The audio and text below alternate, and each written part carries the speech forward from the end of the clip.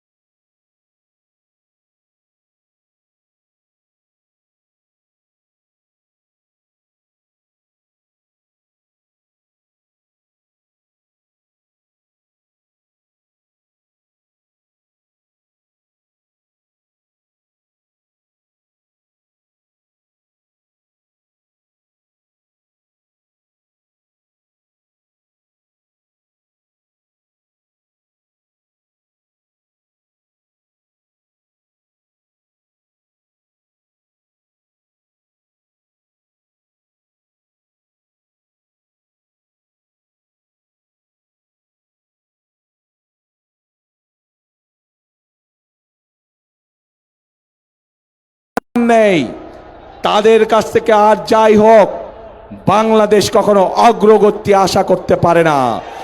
তাদের কাছ থেকে আর যাই হোক বাংলাদেশের মানুষ আত্মসম্মানমূলক কোনো মর্যাদাপূর্ণ কোনো আচরণ আশা করতে পারে না।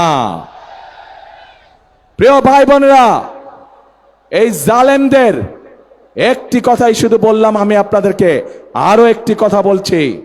তার আগে বিবি খাদিজার সম্পর্কে আপনারা জানেন না? আমাদের প্রিয় নবী করিম সাল্লাল্লাহু আলাইহি ওয়াসাল্লামের স্ত্রী এই বিবি খাদিজা, উনিও একজন কর্মজীবী মহিলা ছিলেন। ওনার নিজের ব্যবসা বাণিজ্য ছিল, যেখানে নবী করিম সাল্লাল্লাহু আলাইহি ওয়াসাল্লাম নিজেও কাজ করতেন। প্রিয় ভাই বোনেরা, এরা বলে ইসলামের রাজনীতি করে, অথচ নবীর স্ত্রী নিজে যেখানে একজন কর্মজীবী মহিলা ছিলেন, সেখানে কেমন করে একটি রাজনৈতিক দলের নেতা এবং কেমন করে সেই রাজনৈতিক দলটি তাবৎ বাংলাদেশের নারী সমাজকে এমন একটি কলঙ্কিত শব্দ জর্জরিত করলো। প্রিয় ভাই বোনেরা, বদরের যুদ্ধ নিশ্চয়ই আপনারা জানেন কম বেশি সবাই। সেই বদরের যুদ্ধে হযরত আয়েশা তার নেতৃত্বে পরিচালিত হয়েছিল, তার নেতৃত্বে যুদ্ধের সকল সরঞ্জামাদি সরবরাহ করা হয়েছিল, তার নেতৃত্বে যুদ্ধে যারা আহত হয়েছিল সেই মানুষগুলোকে নার্সিং দেওয়া হয়েছিল, ট্রিটমেন্ট দেওয়া হয়েছিল। কাজে আমরা ইসলাম ধর্ম বলে, আমরা আমাদের দেশের সামাজিক অবস্থান বলে, সকল জায়গায় নারীদের একটি শক্তিশালী অবস্থান আছে এবং আমরা কোনোভাবেই অস্বীকার করতে পারবো না। এই নারীদেরকে পেছনে রেখে, এই নারীদেরকে ঘরে বন্দি করে রেখে কোনোভাবেই আমরা বাংলাদেশকে সামনে যেতে পারবো, এটি আমরা কখনোই মনে করি না। এবং সেই জন্যই দেশনেত্রী খালেদা জিয়া যখন দেশ পরিচালনার দায়িত্বে ছিলেন, উনি বাংলাদেশের নারীদের শিক্ষা ব্যবস্থাকে সম্পূর্ণ বিনামূল্যে করে দিয়েছিলেন, ইন্টারমিডিয়েট পর্যন্ত। প্রিয় ভাই বোনেরা, আজ সময় এসেছে আমাদেরকে দেশ গড়ার, এবং দেশ যদি গড়তে হয় প্রত্যেকটি নারী পুরুষকে কাঁধে কাঁধ মিলিয়ে কাজ করতে হবে আজকে। তা না হলে এই দেশকে আমরা আমাদের প্রত্যাশিত বাংলাদেশ হিসেবে গড়ে তুলতে পারবো না। প্রিয় ভাই বোনেরা, সেজন্যই আমরা এই নারীদেরকে, বিশেষ করে গ্রামের খেটে খাওয়া নারী যারা, শহরের খেটে খাওয়া নারী যারা, কর্মজীবী নারী যারা সহ সকল গৃহিণীর কাছে, সকল পরিবারের মাদের কাছে আমরা ফ্যামিলি কার্ড পৌঁছে দিতে চাই, যার মাধ্যমে আমরা এই নারীদেরকে ধীরে ধীরে অর্থনৈতিক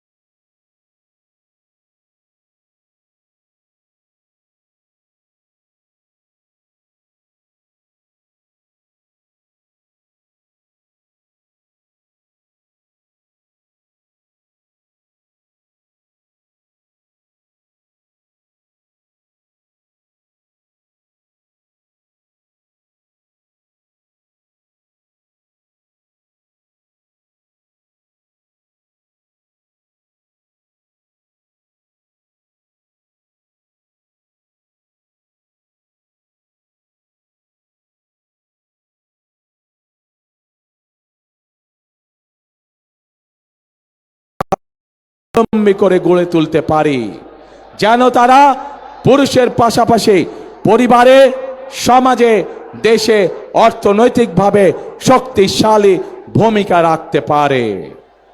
প্রিয় ভাই বোনেরা, আসুন এবার দেখে ওই যে গুপ্ত সংগঠনটির কথা বললাম, দেশের মানুষের ভাগ্যের কি দুর্বিষহ অবস্থা হবে, যাদের মনে এই কথা, যাদের মনে এই কথা এবং মনের কথাই বেরিয়ে এসছে তাদের বাস্তবে।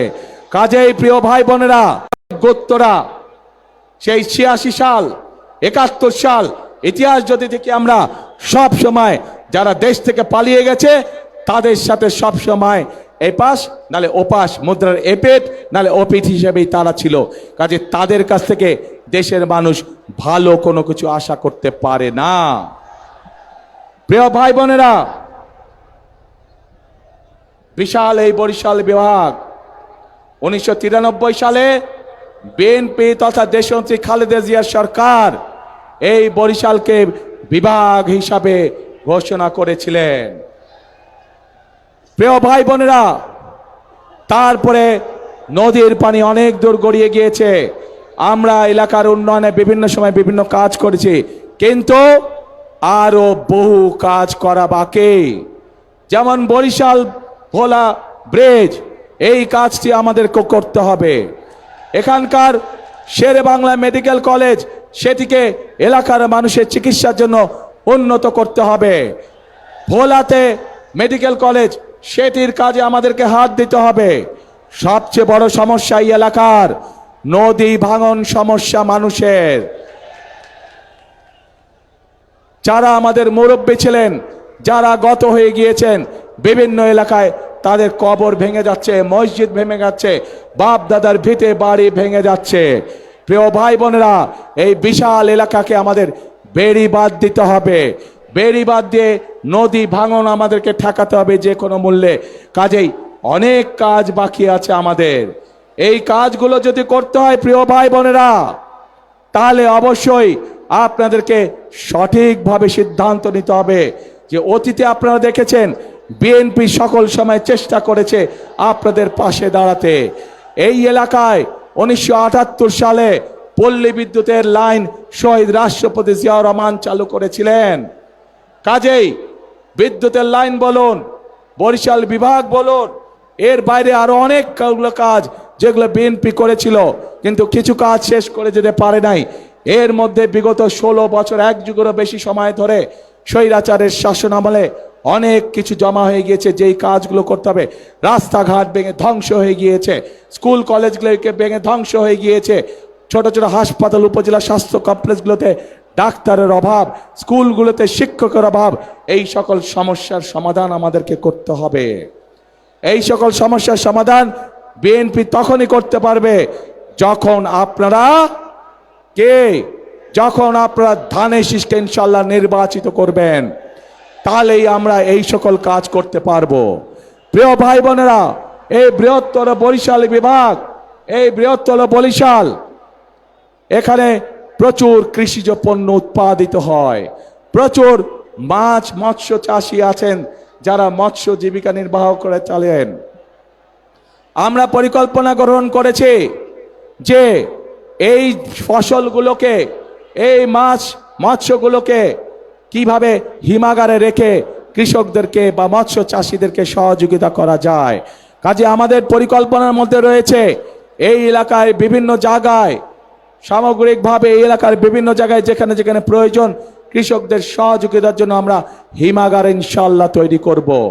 যেই হিমাগারের পণ্য রাখার মাধ্যমে কৃষকরা ন্যায্য মূল্যে তাদের পণ্যর দাম পেতে পারে।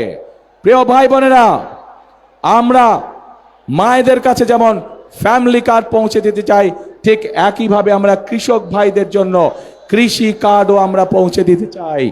যে কৃষি কার্ডের মাধ্যমে আমরা কৃষক ভাইদেরকে প্রতি সিজনে আমরা বীজ, যার যেই পরিমাণ জমি সেই অনুযায়ী যার যেই ফসল চাষ, আমরা তাকে সেই ফসলের সমপরিমাণ যে পরিমাণ প্রয়োজন সেই বীজ, সার এবং কীটনাশক ঔষধ কৃষকের হাতে পৌঁছে দিতে চাই সেই কৃষক কার্ডের মাধ্যমে। প্রিয় ভাই বোনেরা, আমরা এর মধ্যে আরেকটি সিদ্ধান্ত গ্রহণ করেছি যে যে সকল কৃষক ভাইদের 10,000 টাকা পর্যন্ত কৃষি ঋণ আছে, কৃষি ঋণ আছে, ইনশাল্লাহ 12 তারিখে নির্বাচনের পরে ইনশাল্লাহ 13 তারিখে বিএনপি সরকার গঠন করলে পরে 10,000 টাকা পর্যন্ত কৃষি ঋণ আমরা মওকুফ করে দেব সমগ্র বাংলাদেশে। প্রিয় ভাই বোনেরা, এই এলাকায় আমাদের তরুণ যুবক সমাজের সদস্য যারা, তাদের একটি বিশাল সমস্যা রয়ে গেছে, কর্মসংস্থানের সমস্যা।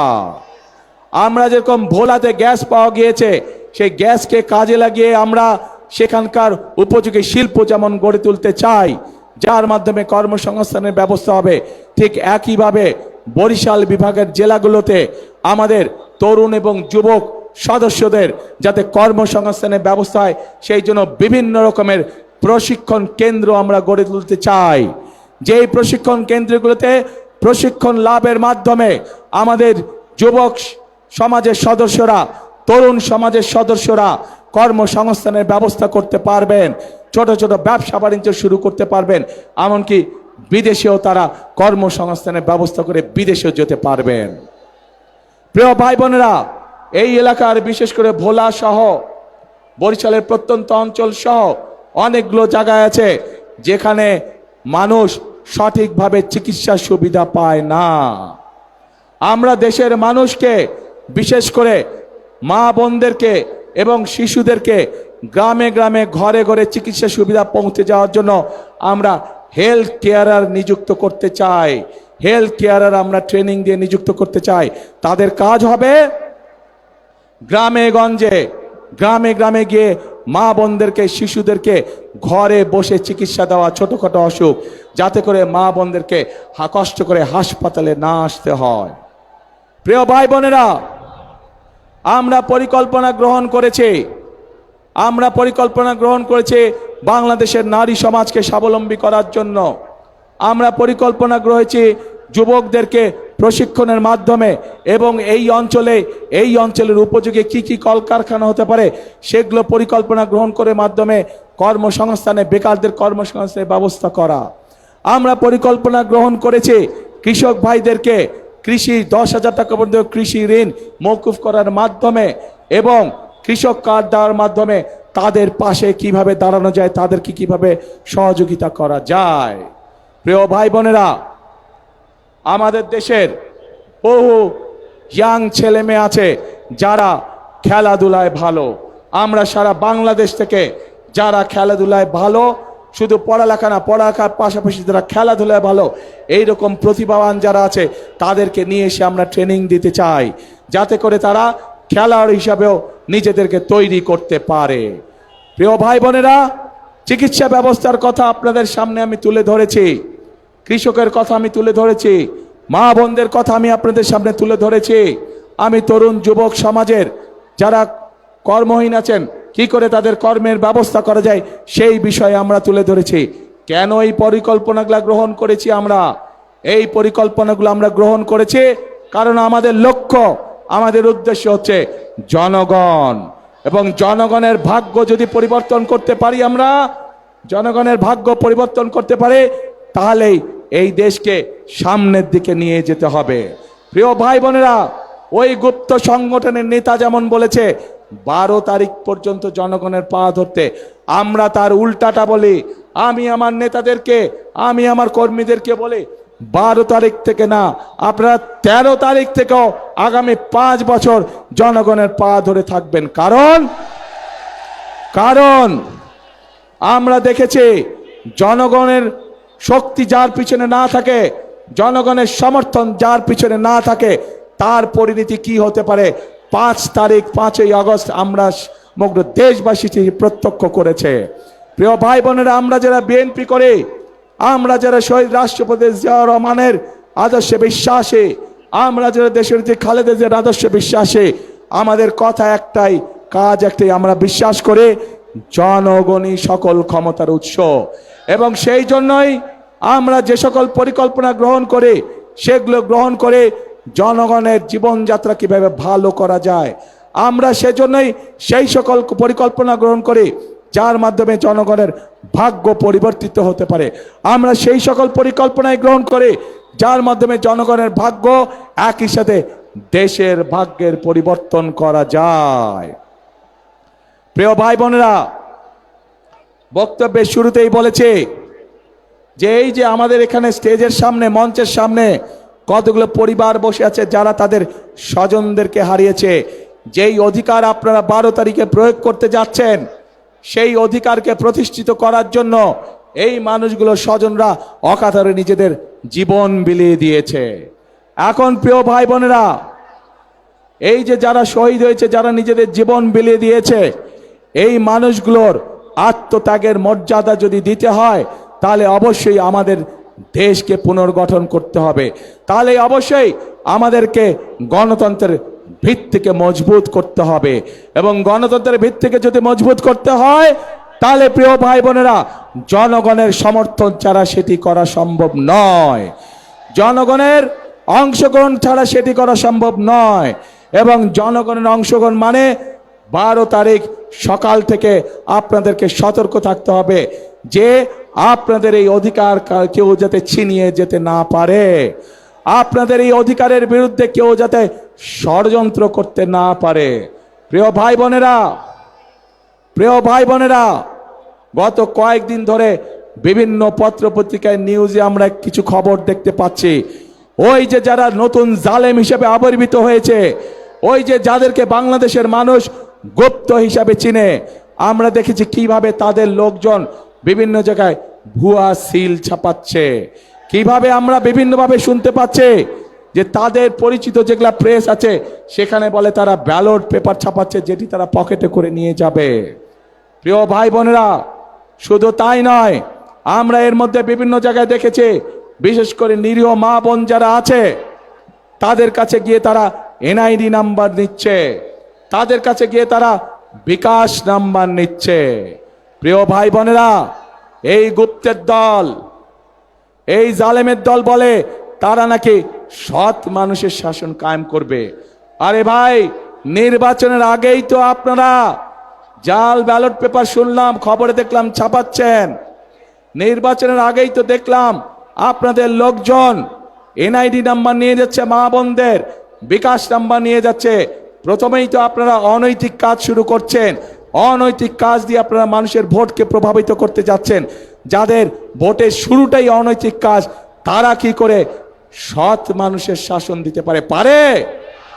পারে না তারা, প্রিয় ভাই বোনেরা। আর মা বোনদেরকে অপমান করার পরে তারা বলছে যে তারা এটা করে নাই, তাদের আইডি বলে হ্যাক হয়ে গিয়েছিল। কিন্তু বিশেষজ্ঞদের কথা অনুযায়ী আইডি কোনো হ্যাক হয় নাই। যখন তারা ধরা পড়ে গিয়েছে, বিভিন্ন রকম মিথ্যে কথা তারা বলা শুরু করেছে। প্রিয় ভাই বোনরা, যারা একটি অপরাধকে ঢাকার জন্য মিথ্যে কথা বলে, আর যাই হোক, তারা সৎ মানুষের শাসন দিতে পারে না।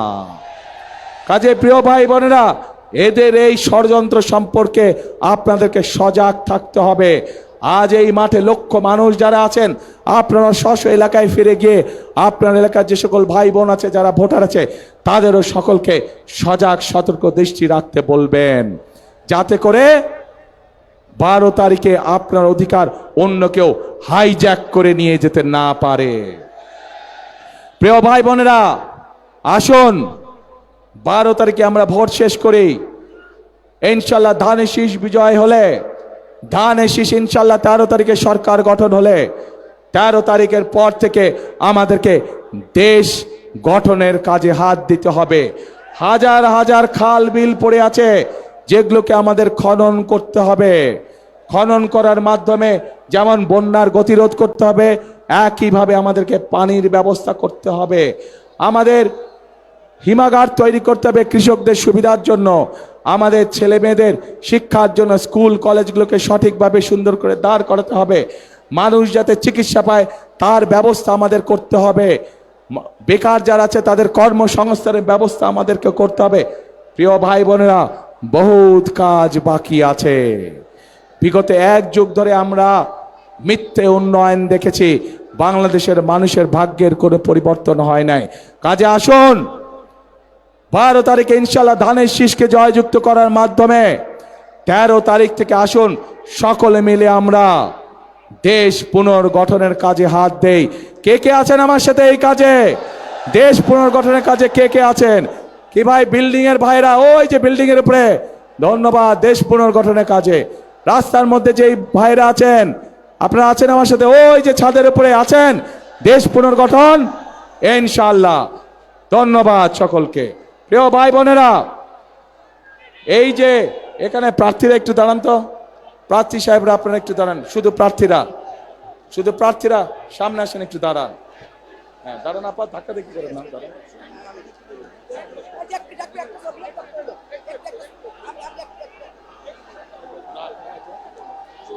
প্রিয় ভাই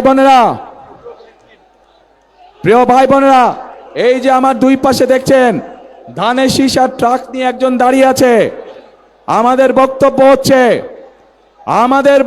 হচ্ছে ওই গুপ্ত তাদের বিপরীত বক্তব্য। এই মানুষগুলোকে দিয়ে গেলাম আপনাদের কাছে আমি, ধানের শীষ আছে 12 তারিখ পর্যন্ত এদেরকে দেখে রাখবেন আপনারা। 13 তারিখ থেকে বিজয় ইনশাল্লাহ এরা আপনাদেরকে দেখে রাখবে, এরা আপনাদের পায়ে পড়ে থাকবে, এরা আপনাদের এলাকায় পড়ে থাকবে এলাকার উন্নয়নের জন্য। প্রিয় ভাই বোনেরা, এখানে যাদেরকে দেখছেন সবাই হচ্ছে ধানের শীষ। ধানের শীষের সাথে আমাদের আরেক ভাই আছে ট্রাক মার্কা নুরু, এও এই এলাকার ছেলে, আমাদেরকে আন্দোলন সংগ্রামে আমাদের সাথে ছিল। তাকেও দয়া করে আপনারা বিজয় করে নিয়ে আসবেন, সে আমাদেরই একজন। আর প্রিয় ভাই বোনেরা, পার্থকে আপনারা ছিলেন ভোলার মানুষ, ঐতিহ্যবাহী পরিবারের ছেলে, গরু গাড়ি মার্কা, তাকেও আপনারা দেশ উন্নয়নের সুযোগ দিবেন, এলাকার কাজ, এলাকার উন্নয়ন, মানুষের সমস্যার সমাধানের সুযোগ দিবেন ইনশাআল্লাহ। প্রিয় ভাই বোনেরা, বলেছি মৎস্যর কথা বলেছি। প্রিয় ভাই বোনেরা, আসুন, আমাদের কাজ হবে 13 তারিখ থেকে দেশ পুনর্গঠনের। আর এই এলাকার শহীদ জিয়া যেই কাজটি শুরু করেছিলেন, খাল খননের কাজ, ইনশাল্লাহ 13 তারিখে বিএনপি সরকার গঠন করলে আমি খাল খনন করতে আসব। কে কে যাবেন আমার সাথে খাল খনন করতে? ইনশাল্লাহ আমরা 13 তারিখ থেকে ইনশাল্লাহ খাল খনন কর্মসূচি শুরু করব। প্রিয় ভাই বোনেরা, শেষ কথার এক কথা, করব কাজ, গড়ব দেশ, করব কাজ সবার আগে বাংলাদেশ। আল্লাহ হাফেজ। বাংলাদেশ জিন্দাবাদ, বাংলাদেশ জাতীয়তাবাদী দল জিন্দাবাদ। আসসালামু আলাইকুম।